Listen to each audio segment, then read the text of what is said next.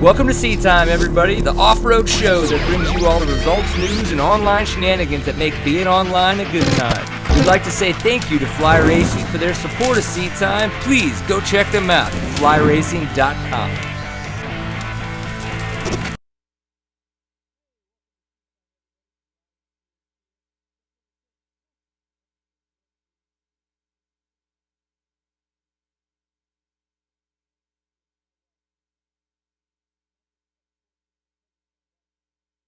But our producer Steven is still enjoying all the great times with his family and new baby. So of course we had Cooper Bailey filling in last week as producer, my wife filling in this Tuesday, and we will see what the next week brings. Who knows? We're gonna have a good time doing it though. So Seat Time, of course, we have the online show for the off-road enthusiasts. If you enjoy anything with two wheels, being off-road, or just goofing off in the woods, maybe drinking beer while doing it, this is definitely the show for you. Thank you for paying attention. Of course, huge thanks to Fly Racing.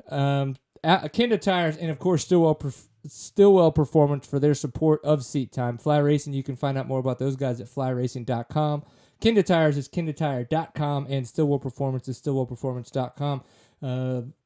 There's lots of stuff we could say about those guys, and we will do that a little later on. They're awesome, huge supporters of us, which we, of course, very much am thankful for. But if nothing else, there's huge supporters of our scene, and I think being in the off-road world, it's a little bit smaller. We come to realize that there's less money involved in it. So the ones that seem to spread the love, definitely best to head out there and support those guys.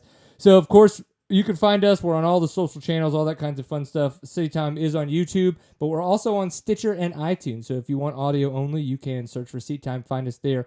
Reviews and comments. Remember, if you have a good review or if you give us a comment and review on iTunes, we will find you and we will send you koozies. So it's a good way to make that happen. And of course, there's the chat room. So tlk.io/seattime if you want to get in there and chat. It would be fun. I like you. Get in there and chat with me all dirty like, but not too dirty. Dirty is for Thursday. This is just semi-dirty. And then Sellfy. So sellfy.com is a good way for you to go and support Seat Time. We do have our TKO raw long footage. So 15 minutes of racing and brapping noises from the TKO. So that's a good way to support us. Recent happenings, we had the GNCC Car Mate. Such a weird name, but hey, if they support it, that's what's good for the sport. And then, of course, we had Sea to Sky, we had EnduroCross in Denver. So to get the show started off, we're going to have Thad Duvall back on to talk about his win this past weekend at the Car Mate in somewhere Pennsylvania. Where the heck city was this thing in again? Somerset, Pennsylvania. See, Thad, thank you for being on the show. You can go home. That's right. All right, we're done with you. No, dude, so congratulations on your XC1 win. Just kind of give us an overall look at the weekend, besides it was muddy, because it seemed muddy. Yeah. It was probably one of the sketchiest races I've ever done. Sketchy. I like this. This is already started off awesome. Like, literally, when we were sitting on the line, looking at Ricky Tower in the first corner, like, I was having to squint to see through the fog to see him. Like, the fog was so bad, like, the whole race. It was crazy.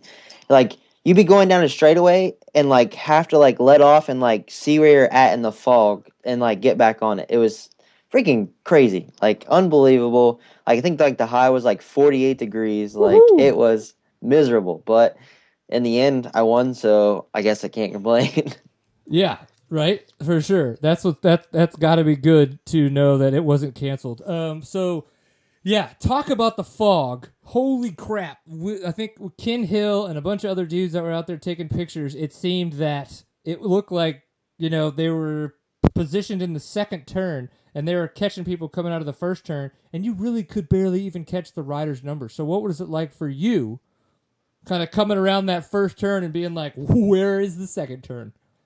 Like, it was pretty wild because, like, the pits and stuff were on, like, top of a big mountain, and then, like, most of the track was down the bottom, so, you know what I'm saying? It, like, wasn't that bad down off the mountain, like, in the trees and stuff. There was a little bit of fog, and, like, you could you could see good enough to go fast, but, like, you start coming up the mountain towards the pits, and it was, like, misting, and you had roll-offs on, and then there was fog, and you're, like, trying to keep your goggles clean, and it was pure chaos. Like, it was crazy, just because, like, the first lap, you don't really, we get to walk the course on Sunday morning, but we don't get to walk the whole thing. So, like, you're kind of, like, still trying to learn the track and everything, and you're trying to push it to the limit, but like at the same time you're like trying to keep it safe. But it was like so sketchy because you're like squinting. It was unbelievable. Like I've never done anything like that in my life, and it was a pretty cool experience, and I really enjoyed Sunday. And I to be truthful, I hate riding in the mud. Like I don't know why. Well, you did really good considering that Yeah. you hate riding in That's the the mud. way, like, I mean, I tend to ride really well and stuff like that. Just because growing up, I think I rode in it all the time. And, when I grew up, we just had like a little farm and, it was always pretty muddy there. And for some reason, I picked up on it and I ride really well. And, coming into the weekend, I knew it was going to be pretty gnarly. So I was pretty excited.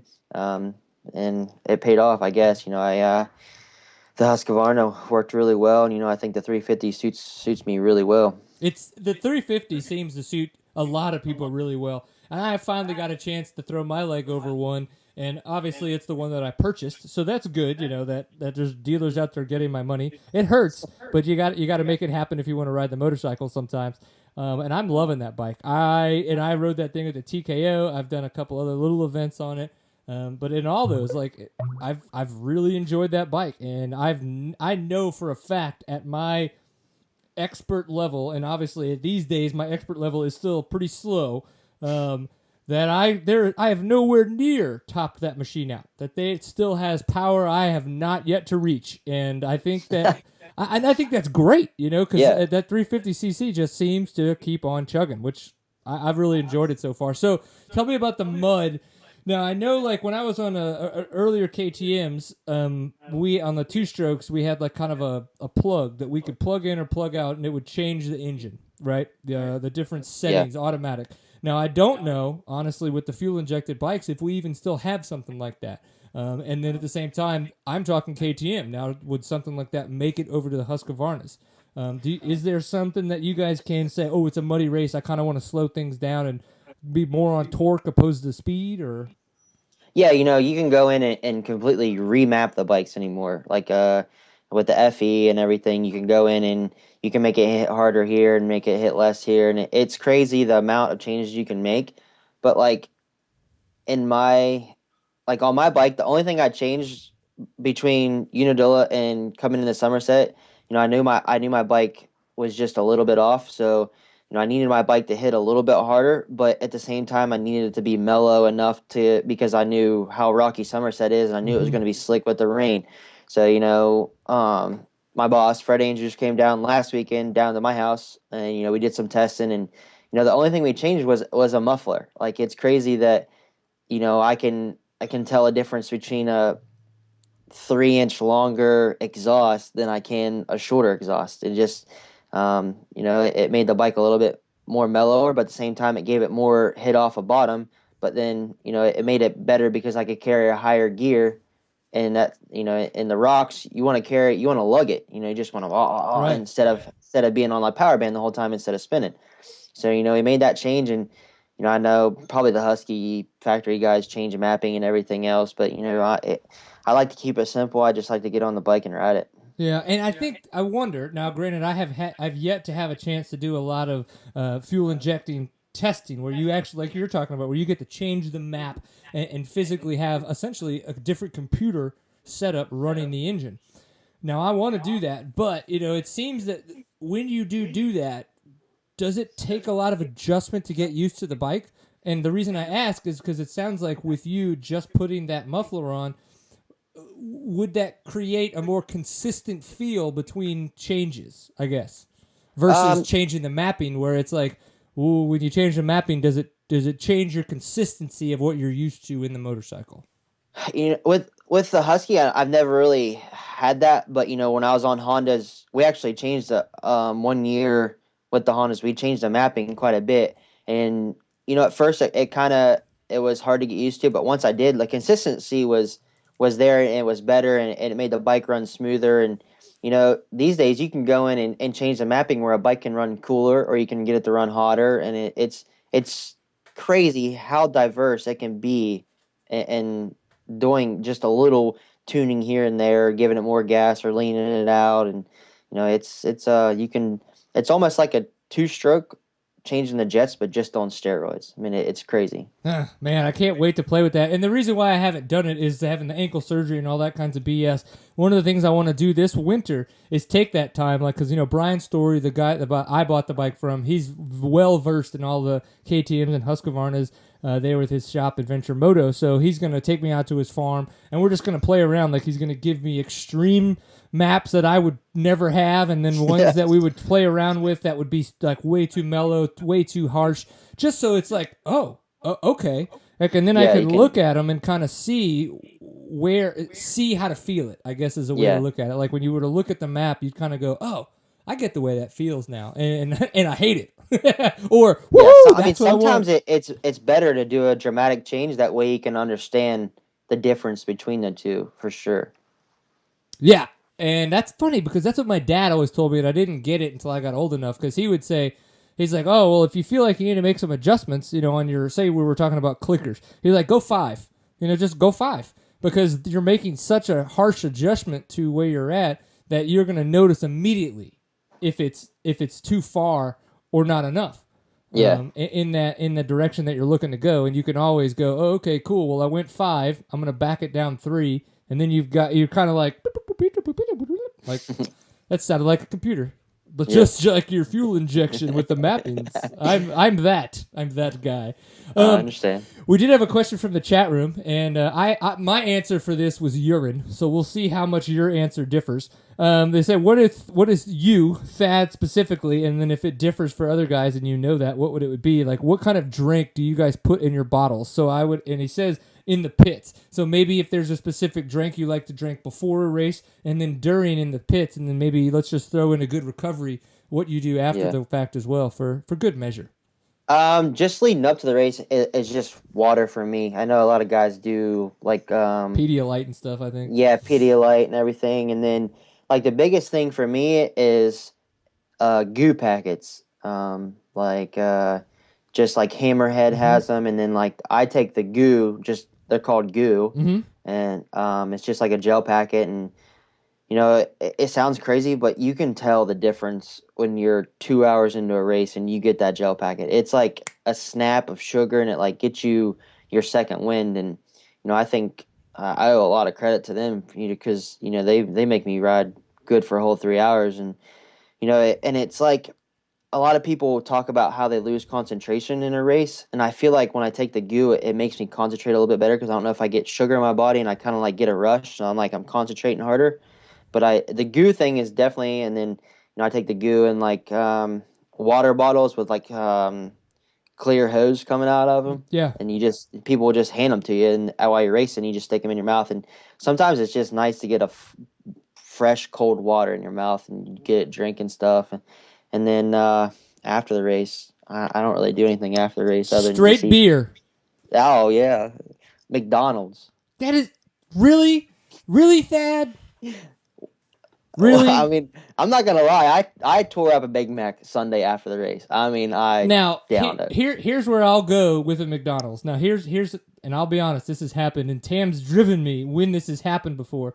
Where we're at a race, and like my blood sugar level just completely plummets because I did a poor job keeping my electrolytes in my system. Meaning I either added too many, so then all my blood cells got blocked up with electrolytes, so they couldn't take in any more water. So then I got dehydrated, or vice versa. I didn't do enough, and so I got dehydrated. Blah blah blah.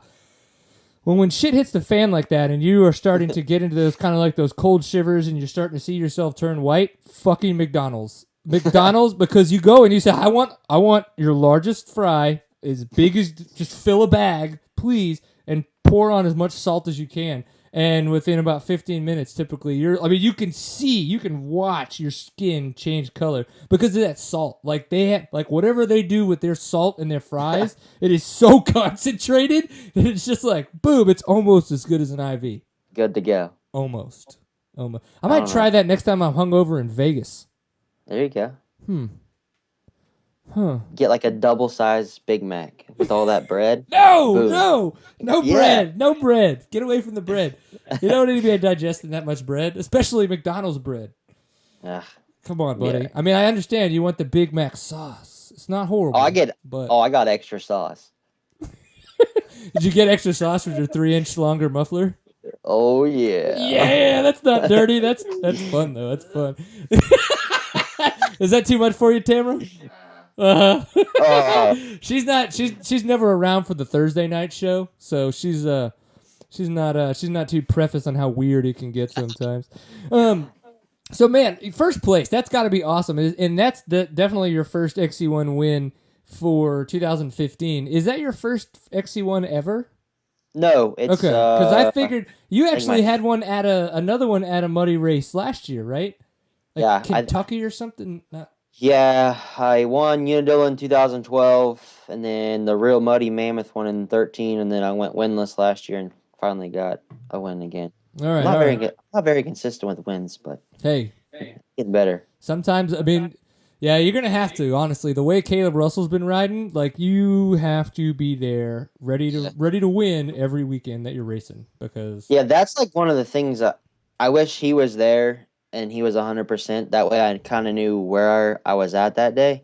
Just because, he's a champ. He's the one to beat, and I feel like I'll take the win. A win's a win, but it just would have been nice for him to be there and I beat him straight up and be like, okay, I beat the champ. But, I mean, racing's racing and stuff happens. Yep. Yeah, that's the thing is you can't ever put an asterisk on racing because it's always about the circumstances on that day. Like it's even if everybody was there and everybody was healthy and then somebody goes, well, it was a mud race. You can't say blah, blah, blah because of a mud. It's like, no. That makes it even more. It's anybody's game. So it's. Oh, I got those negative Nancys on Instagram saying, "Oh, just because it was a mud race," or "Oh, you won just because Caleb wasn't there." Oh, I got those people, but whatever. It's good. Yep. And now we got people calling me out in the chat room. They're like, "Bro, it was mammoth. Come on, man." I was like, "One day I'll remember everything, and it'll be awesome." But today is definitely not going to be that day. So we're just going to see how it goes. Well, what other kind of standouts was at this event? Now, you said it was really sketchy. Now, obviously, we know fog. Fog is a big part in that. And then, obviously, so the temperatures are starting to drop on you guys. The mud is kind of crazy. What other kind of, take us into the woods a little bit. Kind of break that down for us. How kind of crazy was it in there?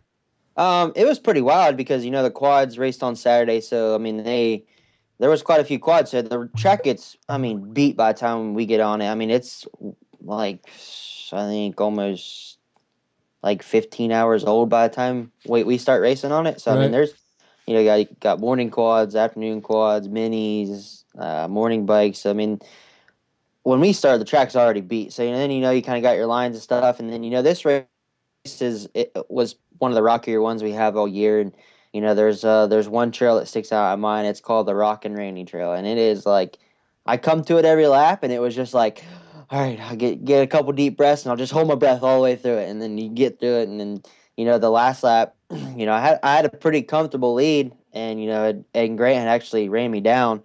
And, I was able to gap him a little bit going into the last lap. And, I think I had 10 or 15 seconds on it. And I literally came to that rock garden, and I remember taking a deep breath and, holding it the whole time through. And, I remember getting to the other side and being like, I blew myself up just going to this rock garden. And I knew once I got through it, I pretty much had it on lock because it was pretty easy from there. But it just, that trail, Rock and Randy, every year, I mean, last year we ran it one way and this year we ran it the other. I really don't feel like it's any easier either way. And, it's, the lappers are getting better and better each race. Nothing against them guys because I know them guys are racing to their full potential too. They're trying to win championships. They're trying to make a career out of it. And, every now and then you get that guy who looks back and thinks he wants to race an XC1 pro rider. And, the lappers are getting really good about getting out of the way. And, this weekend, no exception. I mean, they did the best they could. And, that's another factor when it comes into a race like that, especially at Unadilla when there's so many riders. I think there was 600 riders in the afternoon. Yeah. And you only have a 9-mile track there. And I know they don't really have a lot of land to work with. So it's pretty much the same track every year. And, it's dug out on each side and it's hard for the lappers to get out of the way. And, most of the time you're racing the lappers instead of racing your competition. And it's just whoever can get to the lappers is the best. And, especially this weekend with the rock gardens, you had to be careful going in behind a lapper because he could mess up and he could take both of you down, and then boom, you lost 20 or 30 seconds right there. Yep. So, that's like another factor when it comes into play. And, the woods were pretty gnarly, for, some places in the woods was so dark, you're just kind of like squinting, looking through the pine trees, trying to find the line because there was no sun. It was all overcast, foggy, and there's still quite a bit of forage left on the trees here. Because it's really not. I mean, it's starting to change now, but it's just like I don't know. It was it was sketchy. I know that. Was there ever any discussion about headlights? Any chance, or was it one of those things where that's not something you guys would typically carry to a race? That's not something that's just not something you really think about.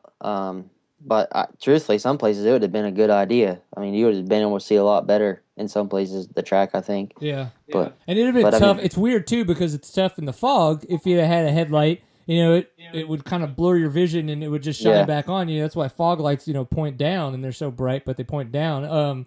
But yeah, like in the darker spots, it would have been nice to have something like that. But yeah, because that's what's nice about bikes like you and I have. You have the FE and I have the XC is that you can easily plug in a headlight. You just have to have the $100 headlight front plate there. I mean, it wouldn't have your awesome number on it, because of the stickers. But I think I don't know. We run the headlights at 6 days. And I think they're sick. I mean, like when I rode for Yamaha, I always ran a headlight. I loved having the headlight because everybody could see me coming because I had that thing shining bright. So it's like pretty cool. We had a fun question from the chat room from a Jesse Ansley. He said, Thaddy.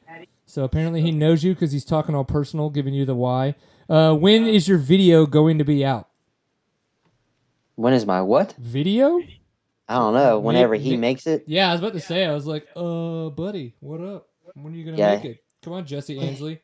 Yeah, he's the kid that makes all my Instagram edits, so he's just trying to be a little freaking... what he's trying to do is be like, so guys, when are you going to sponsor my video?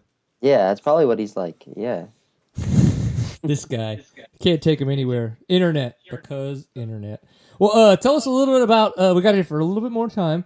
Tell us a little bit about 6 days, man. How was that? I have to imagine that, you've been 2 or 3 times on the trophy team now, so... Besides, we know about the negative shit at the end, towards the end, but tell us about everything leading up to that.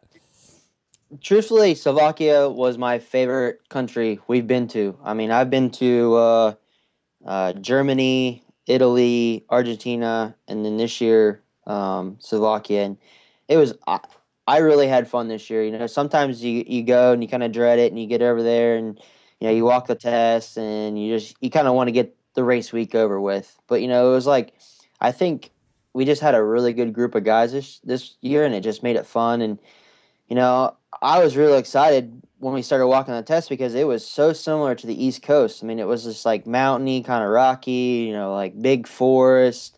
And, coming into it, I was pretty excited. And, as the week went on, I knew I would get stronger because, the first part of the week was kind of like your grass track, more of your West Coast kind of style. And then later as the week went on and, it was kind of like the woodsy and stuff. And, I was excited for it and, I was having a lot of fun and, it was crazy the first week. Them guys are pretty wild, but it was fun. We had a lot of good times and, had fun in the rental cars, that's for sure. But dude, the rental car stories are always the best stories. Yeah, I mean, but we'll keep them on the DL. Yeah, we don't need anybody's insurance to be listening. But yeah, I understand. But it was good. I had fun. But it was good. I started riding good, and I think I struggled a little bit the first 2 days, just trying to, with my bike here, and like my bike here is just a bone stock Husky 350 with a pipe and a couple goodies slapped on, and I had the opportunity for Husky to build me the bike for 6 days this year. And, I had the factory motor and had all the goodies and stuff on it. So it was like it's kind of like riding a whole different bike. I think it took me a little while to adjust the motor and how it hit and how much power it really had. And I think as the week went on, I kind of got used to it, and I think I ended the third day in fourth. But they threw out a test, so I ended up seventh. And I that kind of was like a confidence booster for me because I was in the top 5 times the whole day, and I think a couple times I was like second and third, and with that's the day Caleb got hurt, so me and Taylor Robert were kind of struggling up to then, and he finished third that day and I finished fourth, so I think we kind of stepped it up knowing Caleb got hurt that day. So, and I think we actually took over the lead that day Right. with Caleb even getting hurt. So rest of the week I was super excited, and just woke up the next day and got on my bike, and just like every morning I just went out and wanted to do my best. And on the way to the first check, I had some misfortune, and I from years past I kind of knew the bike did a symptom that I kind of understood from years past with the Huskies. So I knew what the problem was. So I tried to get my bike down to the check, and luckily some good riders told them what was going on, and I was able to push it to the first check, and they had a stator and stuff ready for me, and I put it on, and it started right up. So I'm thinking, okay, this year at the 6 stage, you only had 30 minutes. If you miss that 30-minute deadlight, you're done the whole week. And Oh, wow. I think I got to the check and changed the stator, and I had like 3 minutes left. So I knew I lost the time, but I got it going, and I got to the check, and I'm like, okay, just take your time. You still got all day. You can still do good test times, and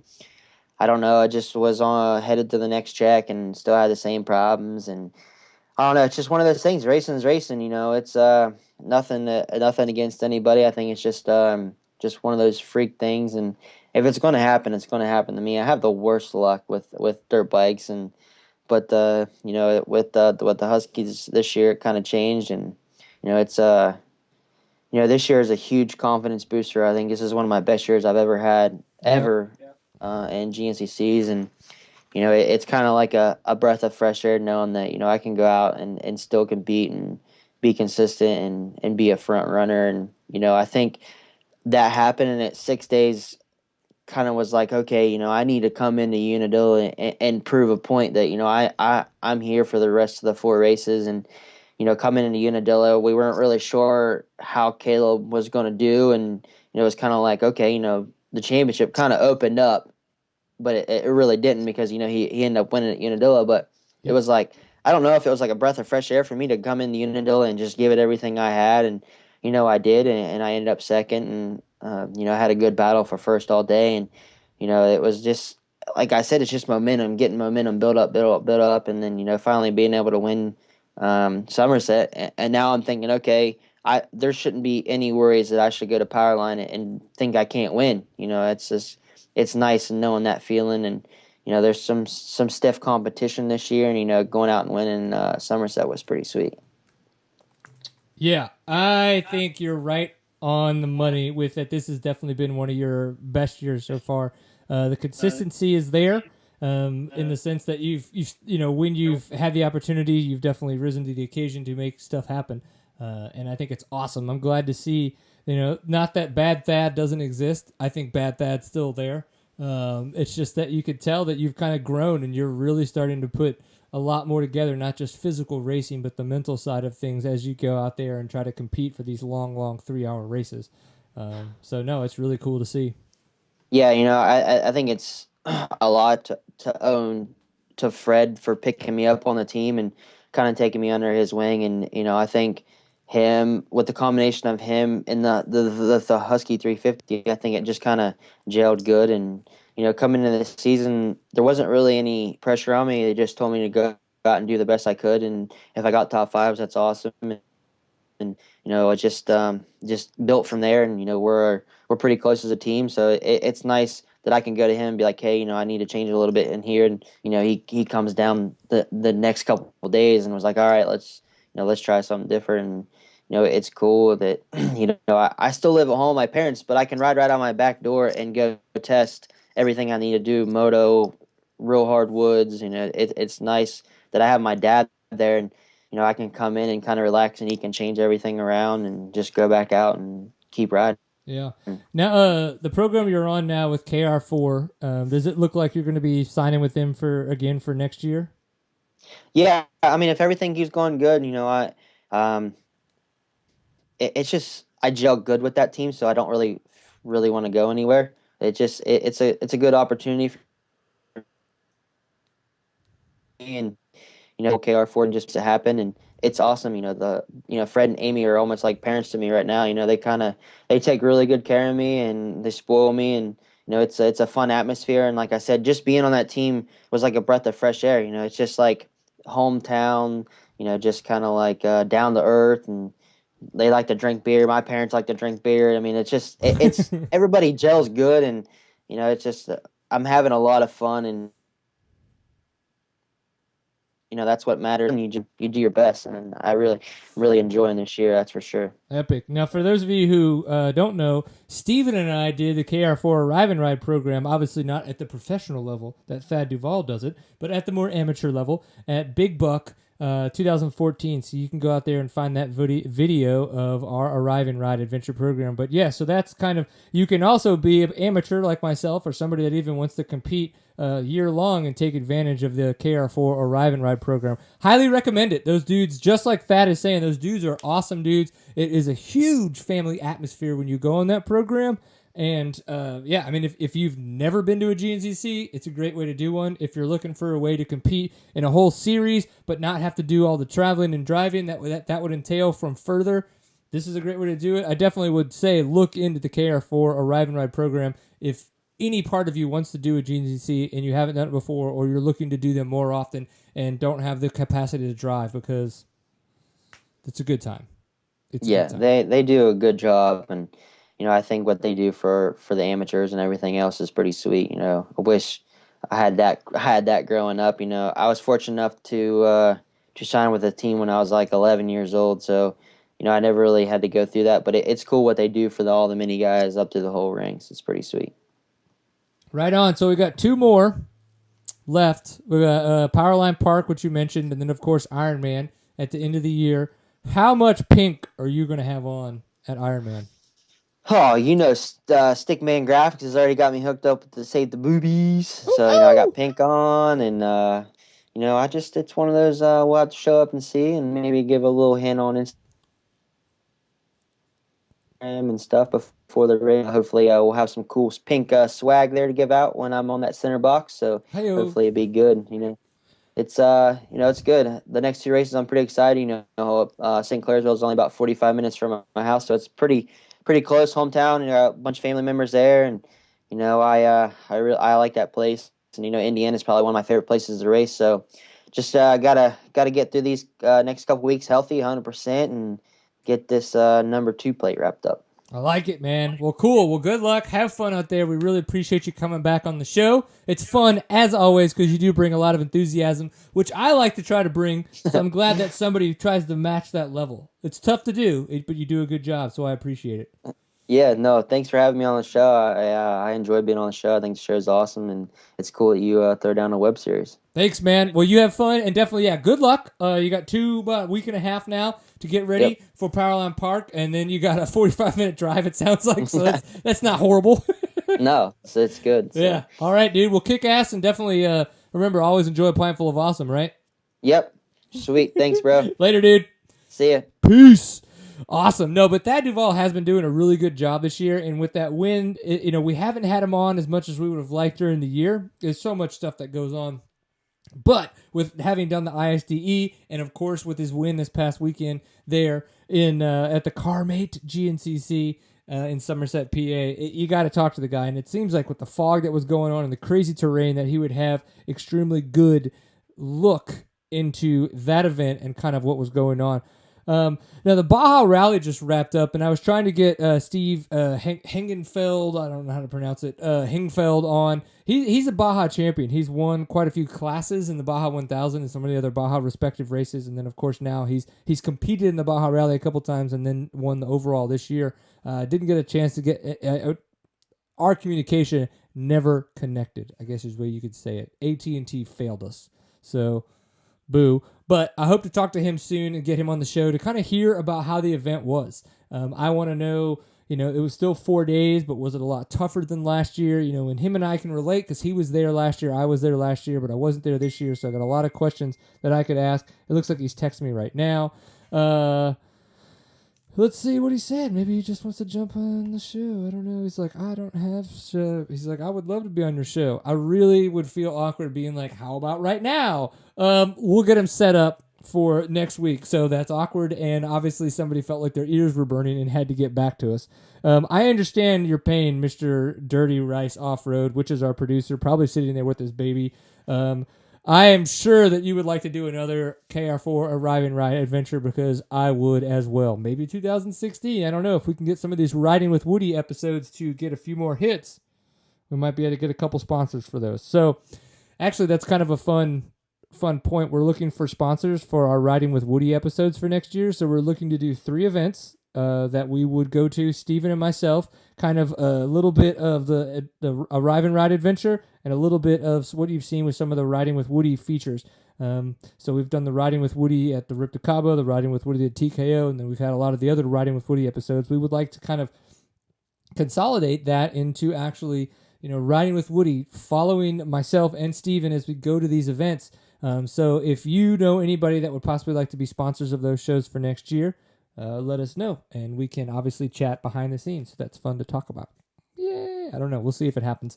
We are talking to a couple people. So we're going to try something a little bit different here because of the fact that I couldn't get Steve lined up early enough. I've got a couple of talking points I wanted to talk about, and I found a way to be able to share my screen through to Tim, through to Wirecast for you guys to stream onto YouTube, and we're going to see how this works. So as I go through these talking points, my wife is just going to hand the realm over to my computer, and we're going to see how it's going to go. Right, Tim? Okay, so let's see if I brought this up correctly. You ready? I'm ready. Click it. Oh, look, there's my notes. Let's see. Yes, cool. So we just heard that the 2016, that Yamaha announced for 2016, the YZ450FX and the WR450X. Or 450, the WR450F. So why is this important? Well, this is awesome and important because of the fact that we saw last year the 2015 250FX and the WR250F. And by no means is this revolutionary. This is not brand new things. It's brand new lineup to things that Yamaha makes, in the sense that they're new types, they're new lines of a very similar motorcycle. But what we've seen here is we've seen people taking KTM's business model and realizing that the off-road market likes to be catered to. We like to have machines that we don't have to fiddle with to a certain degree to be able to be a little bit more customized for off-road. And I think, you got to think, Yamaha moves slow. They don't do anything very quickly. They make probably the most reliable motorcycle out there, but they do not make quick changes. They like to make small changes, and then, every 15 years just blow shit out of the water, like with the 400, and then now, of course, the reverse 450s and such. But, so, with the 250s last year that they released in the FX and the WR, we all kind of knew, cool, they're testing the waters. They want to see how this does. And the fact that they could barely keep the FXs on the floor, I'm pretty sure they realized right away that they should have been making a 450 from the get-go. So this year for 2016, we get the 450. I've ridden the 250FX, loved riding the bike. We do have that video out on YouTube if you'd like to go Google for it. Of course, I'm going to want to ride the 450, but I'm not a 450 rider. I like my 350. What would I choose? I would choose the 250 because I think the 450 is just going to be like, I could possibly get myself into too much trouble, where if you get a 250FX, you're going to be able to freaking rev that bitch to the moon and honestly barely ever get to 90% of the power that bike has to offer. So, am I excited about this bike? Absolutely. I think it's going to be awesome. I think it's opening up a huge market to a lot of consumers that buy KTM because they think, this isn't my opinion on the motorcycles, but this is just kind of what I imagine as the market. They just go, oh, look, KTM makes off-road motorcycles. They appeal to the off-road market. Nobody else does, so I'm going to start looking at KTMs first. And then they kind of start looking at KTMs and they go, oh, yeah, this is the bike for me. Now, they're great bikes. I love my 350 XC. But I think now that people are going to be able to have more options in the off-road market, that it's just going to make things more competitive, and competition breeds innovation, and innovation means that we as consumers get a better product. So, super excited about these these 2016 FXs and WRs coming out. So, second point, things that happened last week. Aftershock video that came out. Tam, back to the computer. Got it. Aftershock that came out with Cody Webb. Now, here's the thing. Cody Webb's a phenomenal rider. No one out there is going to say that Cody Webb is not a phenomenal rider. And within this video, there's a lot of phenomenal riding that happens.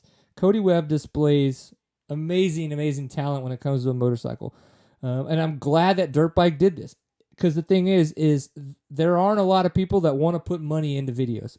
Period. They go, everybody's got a camera. I can hire anybody to make a video. Let's go do that. Let's not find somebody like a Kyle Cowling or find somebody like a Wiley Watson or honestly find somebody like myself and Steven and people out there that really want to put passion and a lot of schooling and a lot of education into making dirt bike videos. And my personal opinion is that comes across in this video.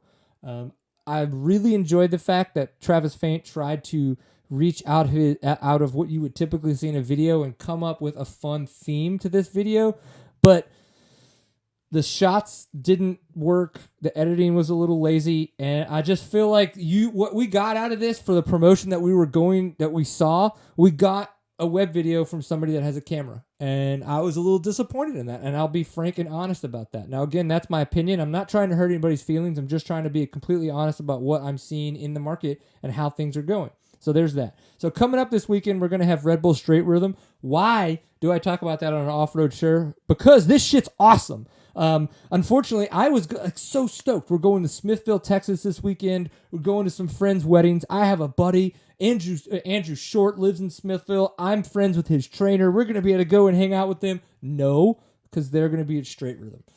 So it kind of bums me out, and at the same time, I'm excited because Straight Rhythm is absolutely amazing, and I really do look forward to it. So obviously, you can tell right here, it says in 3 days, 17 hours, and 47 minutes, you're going to be able to watch it live right here on their Red Bull TV website. So I suggest that everybody do that because we know it's going to be awesome to watch all these guys do some cool shit. Next bit that's cool, we're getting a sprint enduro format race in North Texas. Is this a huge, amazing deal? Not really. Are we behind the times? Absolutely. Am I glad that it's finally happening? Yes. Now, for those of you who have paid attention to Seat Time or at least followed me for a little bit, you know that I used to be involved with Toro. Toro's a nonprofit. For people that don't realize that means that unfortunately decisions are made for organizations in a nonprofit fashion. There's no passion involved in this because nobody's actually losing money. And I say that because I do have side businesses. I do have things that I'm involved in that I have passion involved in, but I also have financial obligation involved in them. So I'm making what I think are extremely smart business decisions based on that. And I feel like Toro's been missing that for a long time. So I'm glad to see, something different, and I'm glad to see people that I know have, thoughts outside of the box, and they're just making them happen. They're not waiting around. They're saying, let's go and do it. Let's make it happen, and let's see how this works out. Is it going to be, the smoothest operation ever? I don't know. I'm going to be there, and I'm going to find out, and I'm going to report on it for you guys. But think back to the first sprint enduro that Hooper did. He had all kinds of scoring issues. I don't think we found out the official scores for like 3 or 4 days because the scoring system he used was all jacked up. Shit happens. I'm just glad to see people trying it. Hoop wouldn't be where he is right now if he didn't do that first race. So I'm glad to see that we're going to have something like this in North Texas. Should you come? Absolutely. If you want to know more, go to seattime.co, or obviously you can use the race-toro.org website. GNCC, AMA. Let's see what else I got in my notes. So EnduroCross was really cool. I'm glad to see that Colton Haker got a win over Cody Webb. With that, though, Cody Webb has got to step it up, man. He's got to stop losing points. That bitch needs to win. He needs to win bad. Just saying. No, cool stuff. We got our next one in Everett, Washington, October 17th. So, again, the same weekend of Powerline Park GNCC that's coming up. Definitely check that out. Taylor Roberts still doing really good in EnduroCross. Getting another podium. Glad to see him up there on the box. Badass dude. And then what I did want to say to you guys, which I did forget to bring up to show you in the notes, Tam.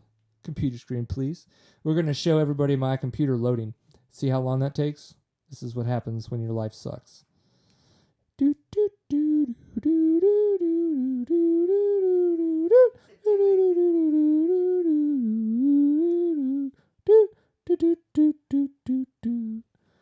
It's thinking. Do you see that? Fucking server. It's actually because of the fact that we're streaming live right now that everything in our life is slow as walls.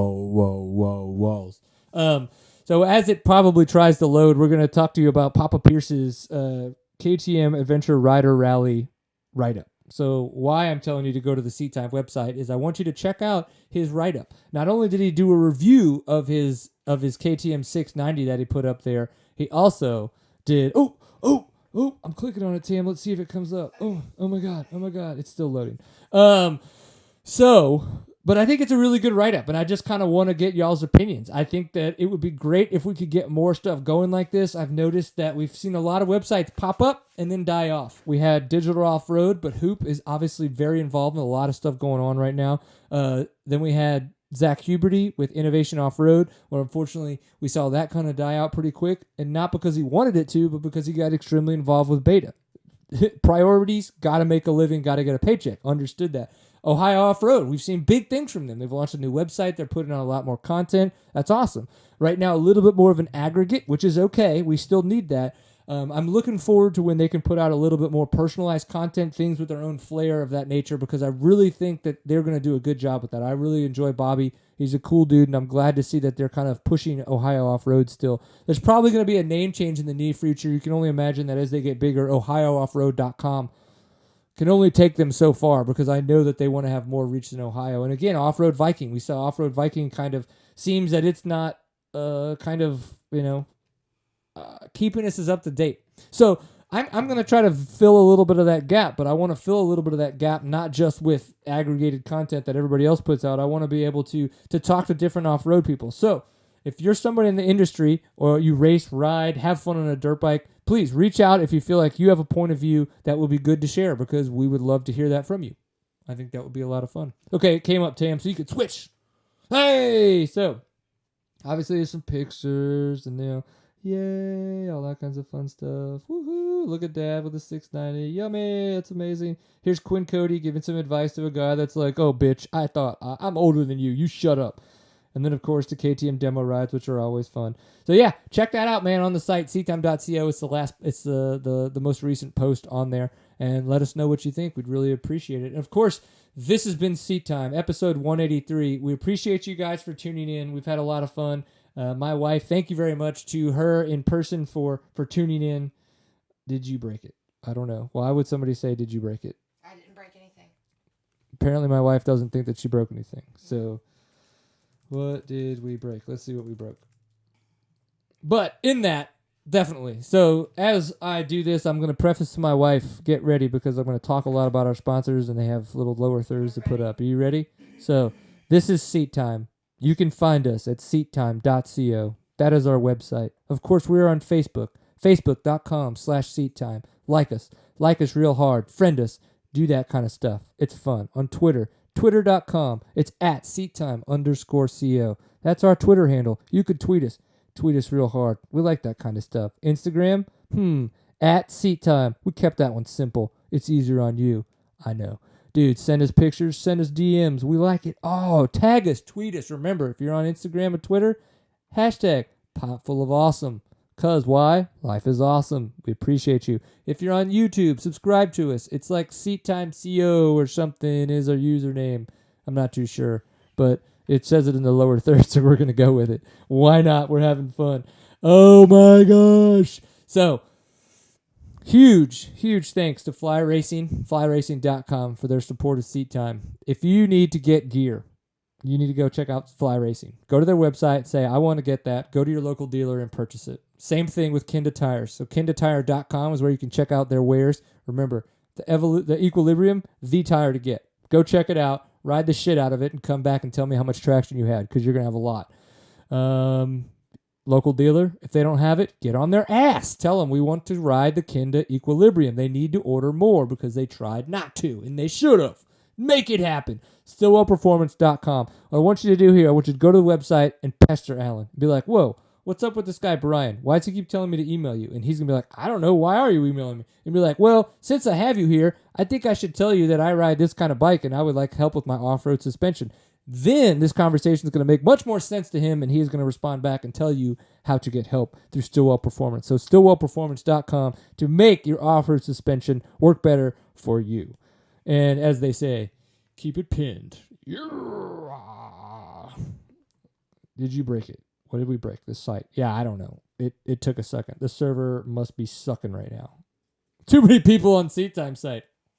Yeah. I hate to say it. I doubt it. We'll see. So thank you very much for tuning in for episode 183. I hope you guys don't mind it being a little bit shorter. I'm going to make sure that my wife doesn't have to sit here for a full hour plus. She is a very, very patient lady, but only so patient. And I do know that I put her through the ringer with life in general. So I need to give her a break when I can, except during Seat Time, because then she doesn't get a break because she's producing the show, and that just sucks. But she's great at it. High five, babe. Yay. Except when I muted your mic.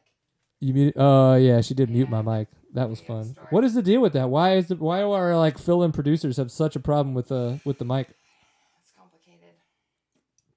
That one button every time, huh? I don't get it. Gets them all. So, dudes, thank you very much. Here's a point of honesty. I do not think there's going to be a show next Tuesday. Why do I say that? I am flying to Utah for Red Bull Rampage. So I am going to be covering Red Bull Rampage kind of on my own.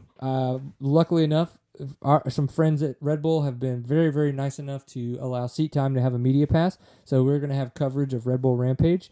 Yes, we're diversifying a little bit. We need to find a way to kind of broaden our scope, and this is one way we're going to do it. You know, there's tons of crossover between mountain bikes and dirt bikes, and we think we're going to have a lot of damn fun out there. I'm going to drink some beer, talk to some of the mountain bike media dudes, and see how we can expand Seat Time. So that's what's going to happen, so definitely be checking out the site. Apologies for that, but when I come back on Tuesday in 2 weeks, do you think that we're probably going to have some badass mountain bikers on the show that are going to be able to talk about how cool they are on dirt bikes too? You only bet your ass we will. So thank you very much for tuning in to Seat Time. We appreciate you.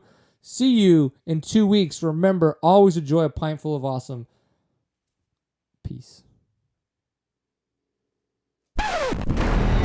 Welcome to Seat Time, everybody, the off-road show that brings you all the results, news, and online shenanigans that make being online a good time. We'd like to say thank you to Fly Racing for their support of Seat Time. Please go check them out at flyracing.com. What you do, it doesn't all make sense when I call you out.